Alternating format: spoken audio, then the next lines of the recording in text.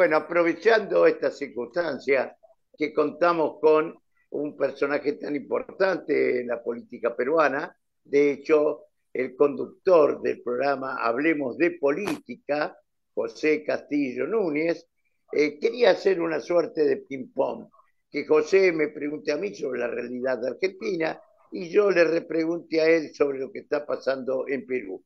Y vamos entonces para la primera pregunta concreta y directa para José. ¿Se está viviendo en Perú una dictadura cívico-militar empresarial de corte fascista? Exacto, exacto. Tiene todas las características.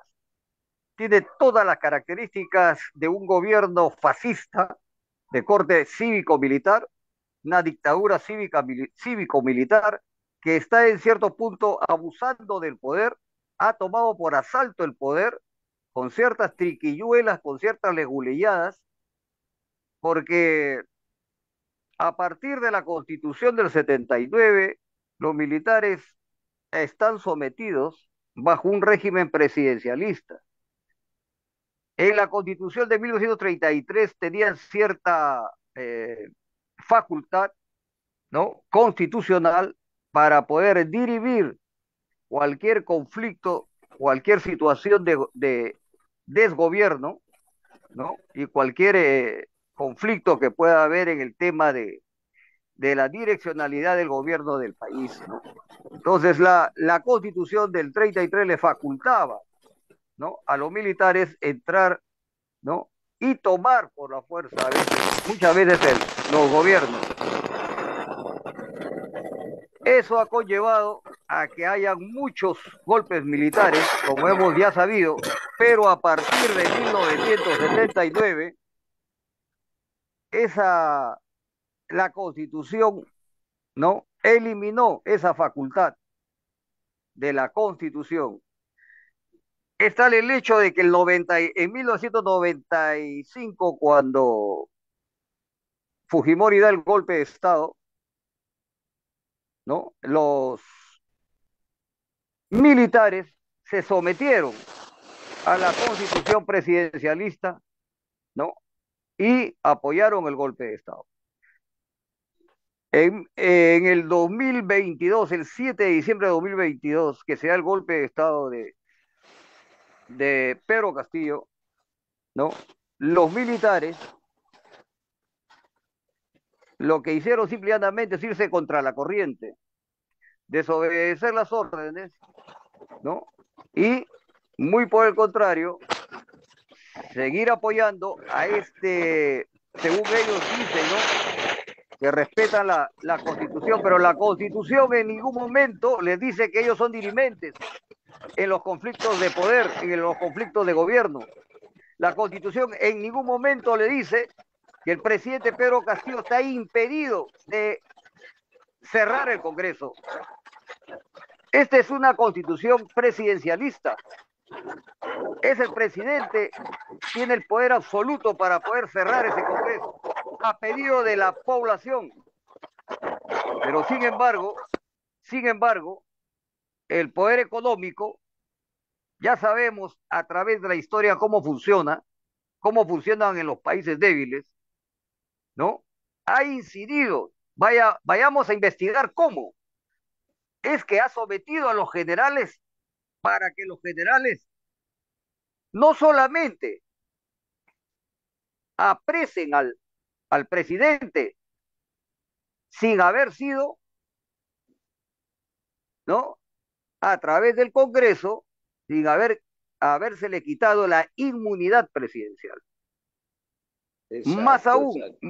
más aún, más aún, recibir órdenes para reprimir al pueblo y cometer delitos de lesa humanidad.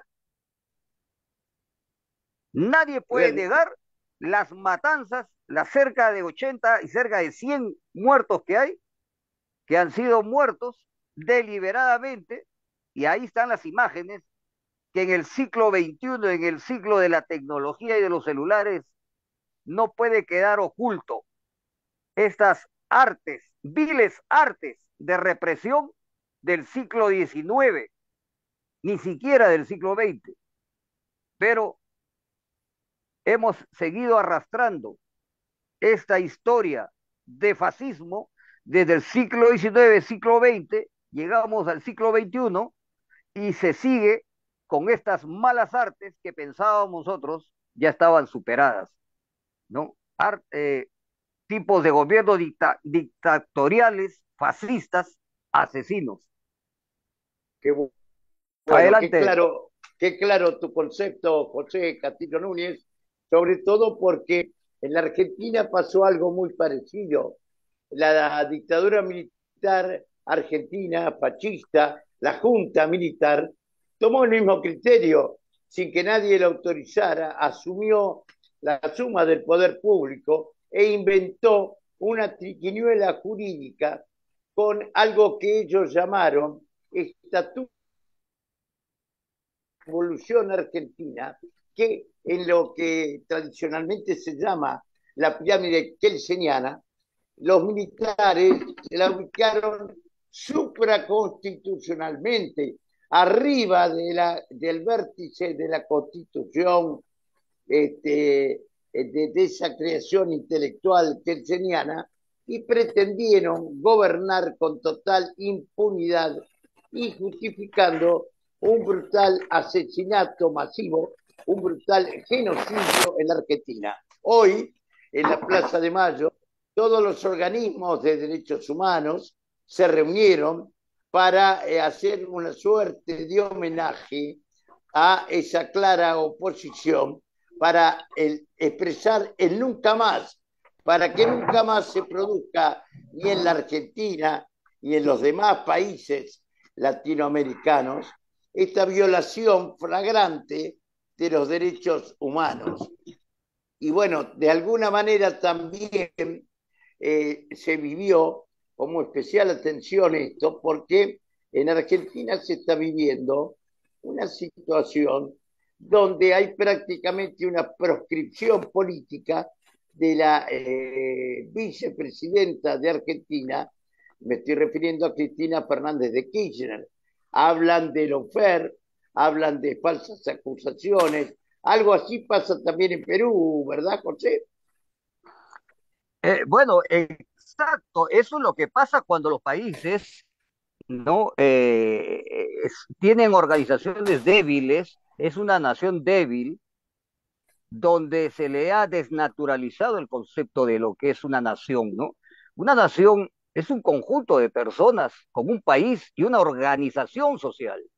Pero si tú le quitas la organización social, entonces ya no es una nación, ya no es una nación, ¿Qué es entonces? ya no es un estado, ya no. O sea, es simplemente, es un pueblo desorganizado con un país, con un terreno, con un, con un Y un pueblo desorganizado, para como un pueblo desorganizado como ¿de país, dónde, prácticamente de se dónde transforma en esclavo. el, quizás la claro, esto. Entonces, tenemos ya una organización democrática donde el poder nace del pueblo organizado. Lo que tenemos una organización mafiosa que se dedica a tomar el poder con los vacíos legales que hay y someter a la población. Y para eso la desorganiza y la somete Me gustaría a hacer, través través de la fuerza. me gustaría hacer una Claro. pregunta, si me permiten, por favor. Los partidos políticos, ¿cómo son los partidos políticos en la Argentina? ¿Y cómo son los partidos políticos en el Perú?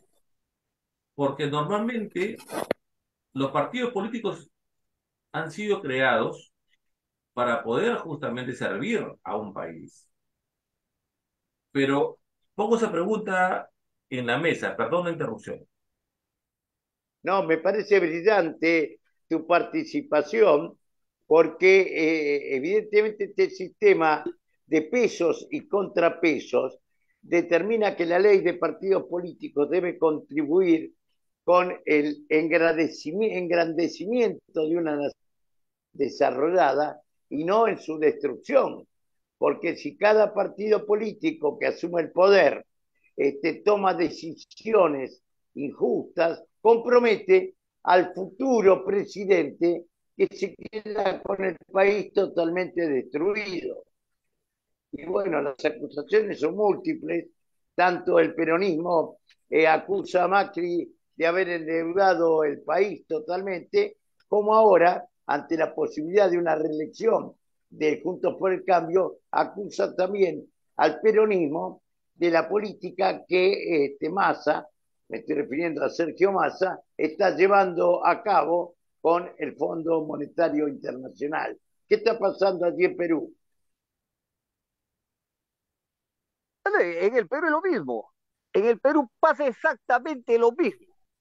Que la globalización, que el tema monetario, de la masa monetaria y que en los libres mercados, todas estas políticas impuestas solamente sirven para poder llenarle los bolsillos a grandes banqueros que están afuera del Perú, fuera de América Latina.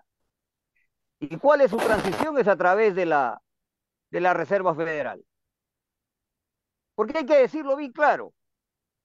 ¿Quién es el que crea el dinero? El dinero lo crea nosotros, nos lo creamos nosotros, los que nos esforzamos para crear una empresa, los que nos esforzamos día a día para comprar una casa a través de un crédito hipotecario.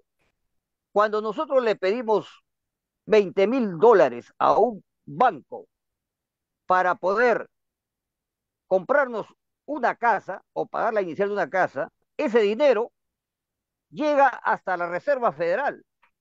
Y en la Reserva Federal se genera ese dinero que va al Banco Central de Reserva y del Banco Central de Reserva llega con impuestos y todo, llegan los $25,000, llegan al banco. Pero llega contablemente, no llega en efectivo. El efectivo ya salió. Cuando le dice préstame $20,000 para poder comprar mi casa, lo que hacen es ordenarle a la Reserva Federal que te autorice a ti que esos $20,000 que son de la Reserva Federal, darle al prestamista. Entonces gana el interés el banco, gana el interés el Banco Central de Reserva, gana de interés la Reserva Federal. ¿Y quién cree usted que le da la plata a la Reserva Federal? Entre comillas, ¿ah? Porque la Reserva Federal lo que hace es crear el dinero, fabricar el dinero. Pero ese dinero ese dinero, ¿quién es el dueño de ese dinero? No es que se crea, no es que se crea, no es que se crea así más, ya hiciste el préstamo, ya Banco Central de Reserva de Estados Unidos, Reserva Federal de Estados Unidos, ya dele la plata, no, sino que esa Reserva Federal tiene su dueño y son los grandes bancos mundiales que están en Europa, que están unidos ahí. Esos son los que van a dar la orden para que se genere ese dinero que ellos dicen que están prestándole a la Reserva Federal. Y la Reserva Federal te lo envía a tu banco de reserva y el Banco de Reserva le da